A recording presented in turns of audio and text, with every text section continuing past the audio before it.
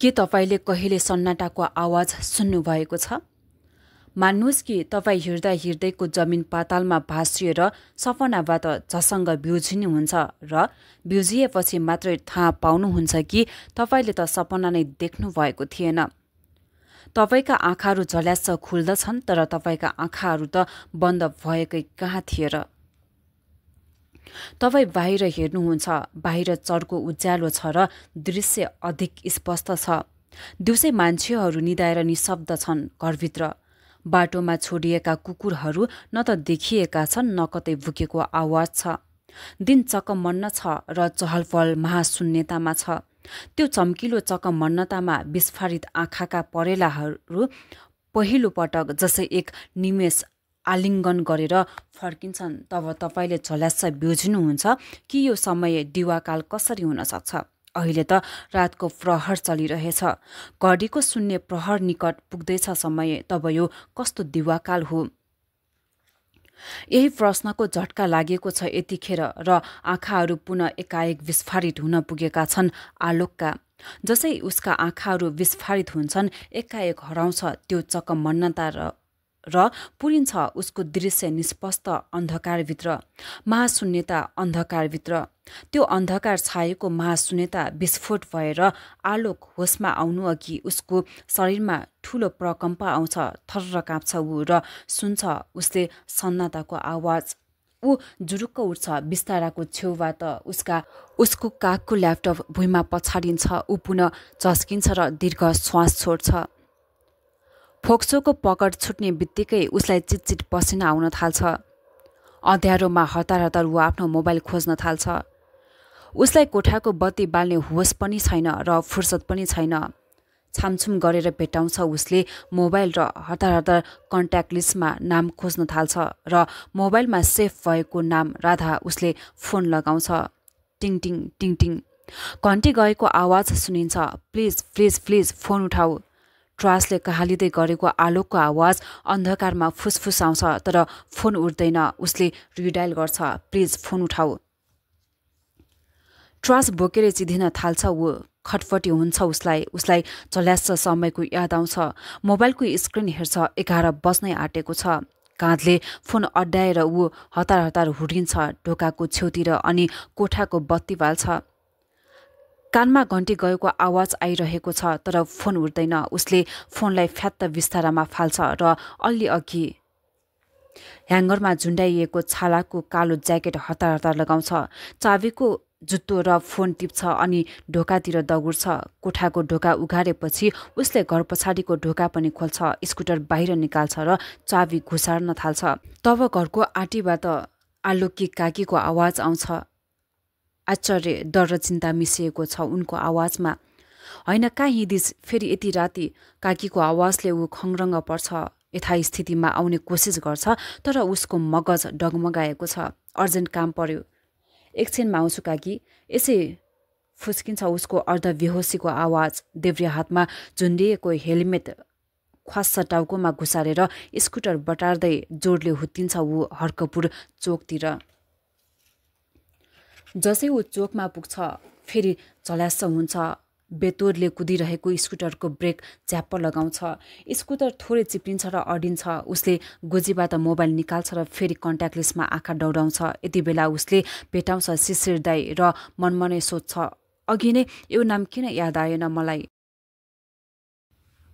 Dial गर्छ, phone हेलमेटभित्र घुसार्छ र scooter हुर्क्याउँछ Mahendra राजमार्गमा Narayan घाटतिर। टिङ टिङ टिङ टिङ घन्टी गएको आवाज सुनिन्छ तर फोन उठ्दैन। हेलमेटभित्रै काटिन्छ। आलोकले लक काटिसकेको छ कि यतिखेर त्यो गम्भीर बैठक चलिरहेछ र फोनहरूलाई मुख बन्द गरेर कतै निष्क्रिय राखिएका छन्। जति सकिन्छ टोरले कुद्नु छ उसलाई। उसले स्कुटीको रफ्तारलाई अझै बढाउँछ। जसै जसै स्कुटर पूर्वतिर हुर्किँदै जान्छ त्यसै अनुरूप मुटुको गति तेज हुँदैछ। तर आलोकको मगजमा आचार्यको एउटा प्रश्न झट्ट प्रकट हुन्छ, के कारण हो यो अत्यासपूर्ण कहाली लाग्दो हडबडीको? आखिर यही नै त थियो उसले खोजेको प्रारब्ध। उसले खनेको बाटो भएर त आउँदै थियो समय। तब यो हडबडी किन? यी अत्यासभित्रका प्रकम्पहरू किन?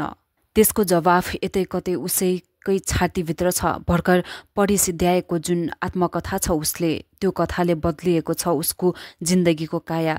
जन्मिएको छ एउटा नयाँ क्षितिज, तर यसअघि कि त्यो क्षितिजबाट विलिन भएर जाउन् चम्किला ताराहरू। ऊ प्रारब्धलाई बदल्न चाहन्छ, जसरी पनि बदल्न चाहन्छ। समय उसँग जथाभावी खेर फाल्ने समय पतकै छैन। स्कुटीको हुइक्याइमै आलोकले हेलमेटबाट फोन निकाल्छ र रिडायल गर्दै फेरि हेलमेटमै घुसार्छ। कमन शिशुर दाई, pick up the phone. Phone उठ्दैन। आफ्नो अनुमानलाई अझ तीव्र बनाउँछ। पक्कै पनि बैठक गम्भीर शैलीमा चलिरहेकै छ अझै। स्कुटर झनै कुद्न थाल्छ। 11:15 बज्दा ऊ नारायण घाट पुग्छ। आवतारीतिर हुर्किन्छ। आवतारीको गेटमा पुग्दा नपुग्दै आलोक फेरि झल्यास्स हुन्छ र झ्याप्प स्कुटर रोक्छ। उसको धड्कनको रफ्तार भने बढ्दो छ। स्कुटर रोकेर हतार हतार उसले हेलमेटबाट फोन निकाल्छ र नाम खोज्न थाल्छ। दिनेश सुवेदी डायल गर्छ। टिङ टिङ टिङ टिङ।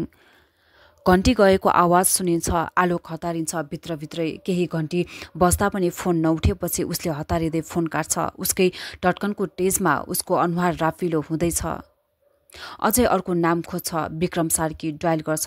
टिङ टिङ टिङ टिङ। उठाऊ उठाऊ उठाऊ। आलोकको सास बोल्छ। उसको तल्लो ओठ दाँतमा पिल्सिरहेको छ। परेलाहरू हताशमा छन्, अस्वस्थ तर आत्मग्लानीको जस्तो अवस्थामा। भाव तरङ्गहरू उभित्र झङ्कृत भइरहेका छन् र ती हरेक झङ्कारले नेत्रकुण्डभित्रै ज्वालामुखी फुत्लान जस्तो भइरहेछ। फोन उठ्दैन। रोकिएर फोन गर्दै समय बर्बाद पारेकोमा ऊ आफैसँग चिडिन्छ। फोनलाई प्यान्टको गोजीमा हाल्छ र जङ्गलभित्रको बाटोतिर स्कुटर घुसाउँछ। उसलाई पैताला चिसो भएको भान हुन्छ।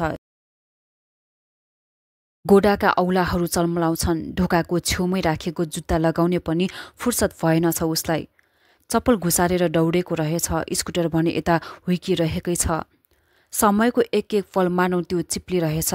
हातका औलाहरूबाट उसलाई रोक्नु छ प्रलय र बदल्नु छ प्रारब्ध। निमेष भरको झिल्कोमै यसरी बदलियो उसको प्रायन कि क्षितिजको दिशा परिवर्तन हुन पुग्यो। स्कुटर हुर्किरहेकै छ। कालो जङ्गलभित्र सुई सुई चिसो हावाले आँखामा हानिरहेछ। चिसो बनाइरहेछ उसको रक्त सञ्चारसम्म। तर छातीभित्र यस्तो भइरहेछ जस्तो कि मकै भुटिँदैछ हाडीभित्र। बाटोमा एक ठाउँ पुगेर आलोकले झत्त केही सम्झिन्छ। झ्याप्प स्कुटर रोक्छ। फोनमा नाम खोज्न थाल्छ। उसले वसन्तको नम्बर सेभ कहिले गर्यो र डायल हिस्ट्रीमा हेर्छ र एउटा नम्बर देख्छ। डायल गर्छ। माफ गर्नुहोला, तपाईँले डायल गर्नुभएको मोबाइल स्विच अफ गरिएको छ। उसले झल्यास सम्झिन्छ कि वसन्तले उसलाई यति चाँडै फोन स्विच अन गर्छु भनेर कहाँ भन्यो र। आलोक पुनः नमजाले चिडिन्छ। सेवक बाजेलाई फोन गरौँ? योजना आत्महत्या हुन जान्छ। उसलाई रुन मन भएर आउँछ। ओठमा कम्पन हुन थाल्छ। तर समय त अघि ढिकिर ढिकिर अवस्थामा पुगिसक्यो। मोबाइल गोजीमा राख्दै जोडले स्कुटरको कान बटार्छ उसले। स्कुटर बत्तिँदै भाग्छ। अगाडिको